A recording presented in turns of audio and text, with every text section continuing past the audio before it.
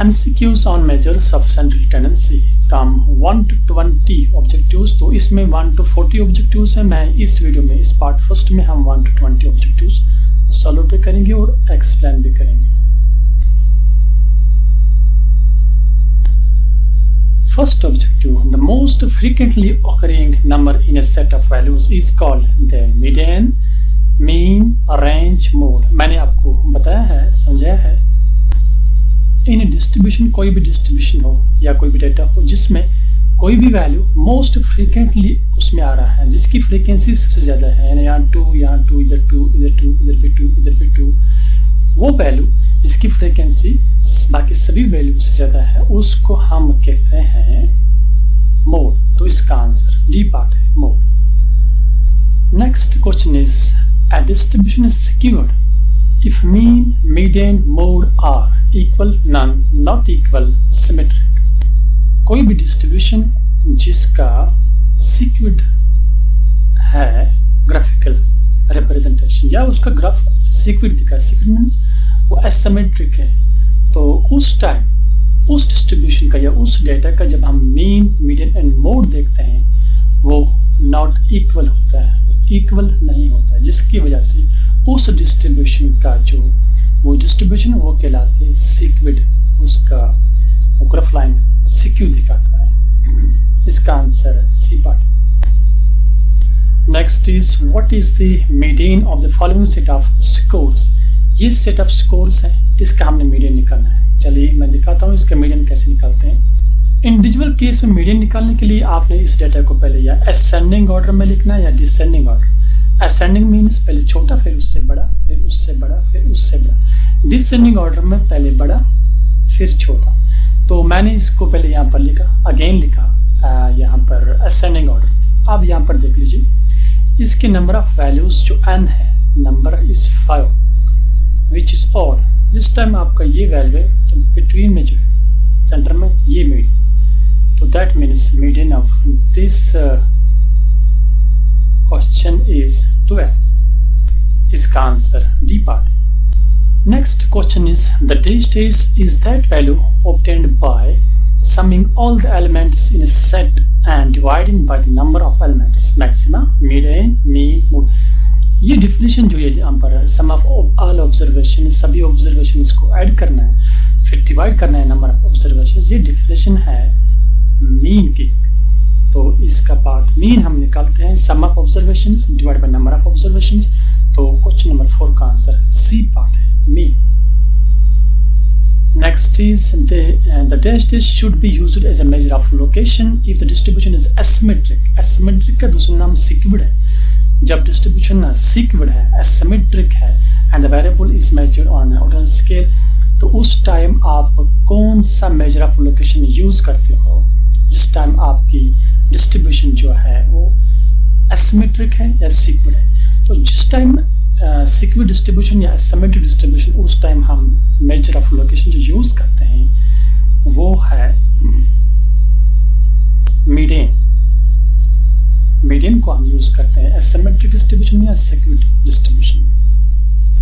Next is what is the mean of this set of numbers. ये set of numbers से इसका mean है, ये इंडिविजुअल केस में है, इसकी फ्रीक्वेंसी नहीं है, तो इसका हम मीन निकालेंगे, सम ऑफ ऑब्जर्वेशंस करेंगे, डिवाइड करेंगे नंबर ऑफ ऑब्जर्वेशन, वहां से जो आपका रिजल्ट निकले दैट इज मीन। इन सभी वैल्यूज को हम ऐड करेंगे और नंबर, ये टोटल ऑब्जर्वेशन 5 है, 5 से डिवाइड करिए that is equal to 4005.2। That means इसका answer D part. Next is the mean of 40 observations was 160। अच्छा क्वेश्चन है, इंपॉर्टेंट क्वेश्चन भी इस टाइप के क्वेश्चन अक्सर आते हैं एग्जाम में, कॉम्पिटिटिव एग्जाम्स में। It was detected on rechecking that the value 165 was wrongly copied as 125 for computation of mean. Find the correct mean। Question बता रहा है कि the mean of 40 observations n is 40। 40 observations का mean दिया हुआ है 160। तो इसमें क्या हुआ है कि mean निकालते समय on rechecking that the value 165 was wrongly copied as 125। लिखना था 165 लेकिन लिखा गया है 125। एक ऑब्जर्वेशन गलत हो गई। तो हमें बताना है कि आप इसको रीचेक करिए और फाइंड द करेक्ट मीन, आप करेक्ट मीन निकालिए। तो पहले आप इसको याद रखिएगा कि इस टाइप के एग्जाम्पल्स को पहले आप कैसे इक्वेशन सॉल्व करेंगे, पहले इसको रिवर्स करिए, सम निकालिए।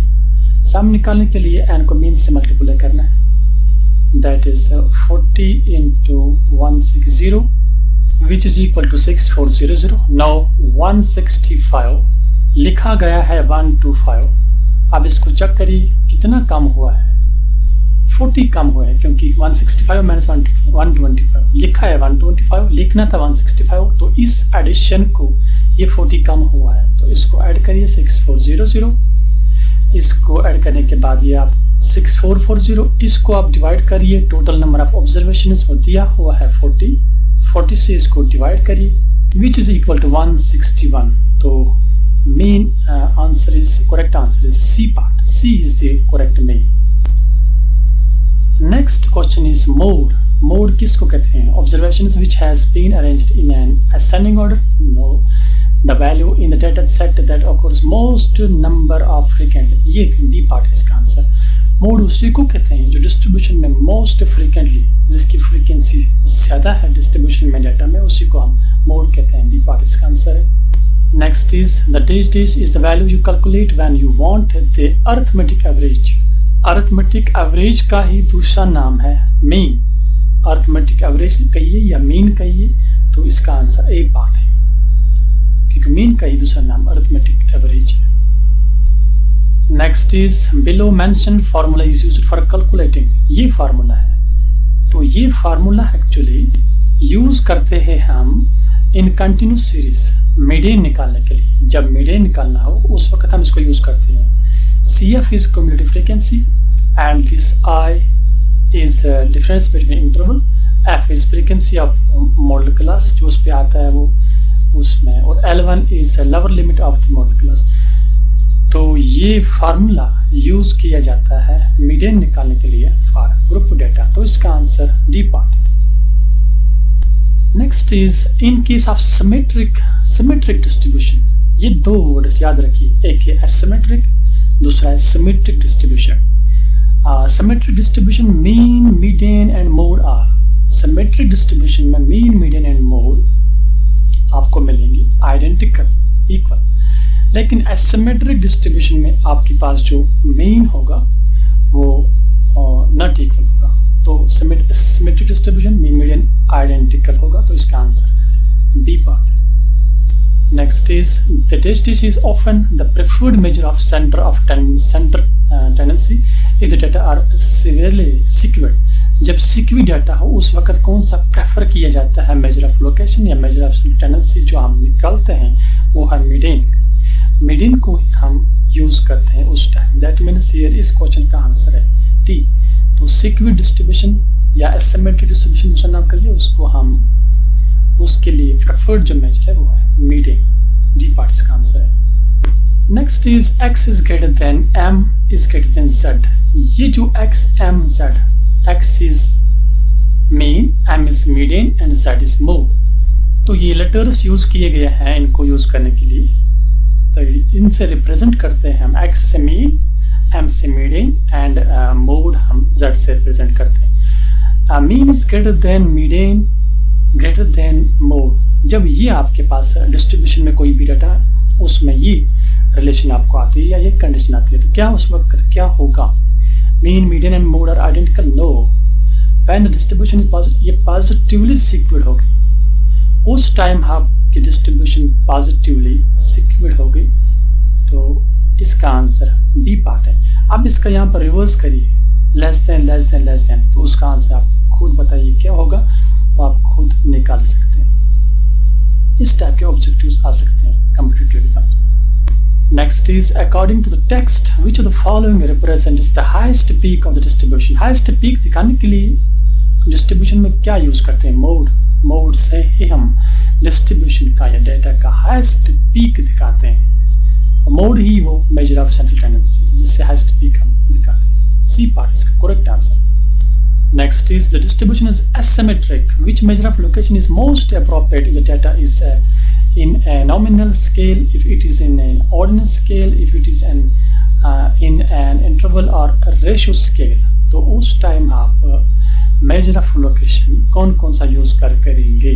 3 कंडीशन है, नॉमिनल, ऑर्डिनल और इंटरवल्स की। मोस्ट अप्रोप्रिएट जो मेजर ऑफ लोकेशन वो ये है, mode, median and mean. B part इसका correct answer. Next is the mean of 11 numbers is 7. One of the numbers 13 is deleted. What is the mean of the remaining 10 numbers? ये important type के objectives है, इसको जरा ध्यान से आप याद रखिएगा। Mean of 11 numbers is 7. 11 numbers का mean 7 है। One of the numbers 30 is deleted. उन 11 numbers में से एक नंबर को डिलीट किया गया है, 13 को। What is the mean of remaining 10 numbers? फिर बताइए, जब हम 13 को डिलीट करेंगे फिर रिमेनिंग 10 नंबर्स का मीन क्या होगा। अच्छा क्वेश्चन है, चलिए मैं इसको सॉल्व करके दिखाता हूँ आपको। तो total number is 11 and mean is 7, मैंने आपको बताया है। सम निकालने के लिए इसको हम मल्टीप्लाई करते हैं, वो 77 है। अब 77 अब ये इसके बाद बता रहा है कि 13 इज डिलीटेड। इस 77 में से 13 को डिलीट करिए, 13 को कम करिए, वहां से आपके पास निकलेगा 64। अब ये एक ऑब्जर्वेशन कम हुई इस नंबर को, तो ये n रहेगा यहाँ पर 10। तो अब इस नेक्स्ट मीन जो निकालेंगे इन रिमेनिंग 10 ऑब्जर्वेशंस को, वो है 64 divide by 10 which is equal to 6.4। तो इसका आंसर है C part, 6.4। Next is find the median value of these observations. ये वैल्यू, ये फ्रीक्वेंसी भी दी है इसी के साथ, हमें इसका मीडियन निकालना है। ये यहाँ पर डिस्क्रीट सीरीज है लेकिन क्लास इंटरवल नहीं, तो इसका मीन इसका मीडियन निकालना है। इसका मीडियन मैं दिखाता हूँ कैसे निकालना। एक्चुअल में यह एससी डाटा है, एक्स और ये एफ, ये फ्रीक्वेंसी एफ, इसका निकालना है क्यूमुलेटिव फ्रीक्वेंसी। चलिए हम निकालते हैं 2 और इन दो को ऐड, 4 + 2 = 6, इन दो को ऐड करिए 10, 10 + 3 = 13, 13 + 2 = 15। यहाँ पर टोटल 15, तो यहाँ पर भी 15 ही आना चाहिए इधर लास्ट।